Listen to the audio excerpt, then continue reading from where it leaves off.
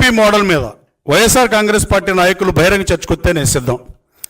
ప్రతిపక్షం పీపీపీ అని ప్రశ్నిస్తుంది, కానీ దేశవ్యాప్తంగా ఇప్పటికీ ఇది పనిచేస్తున్న విషయం అసలు మీకు తెలుసా, మీకు తెలియదా, మీకు కనపడినట్టు వినపడినట్టు నటిస్తారా అనే అనుమానం కలక్కు మానదు.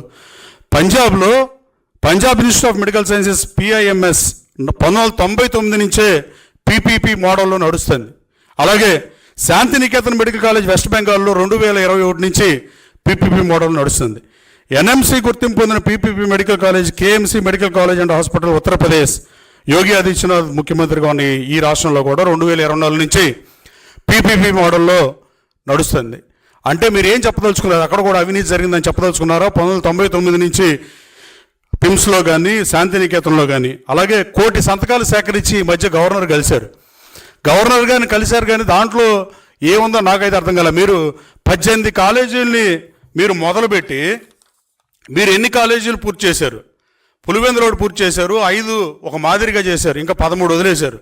మీరు 6,000 కోట్ల రూపాయలు వాలంటీర్లకు ఇచ్చిన డబ్బుతో 10 కాలేజీలు అయిపోయాయి.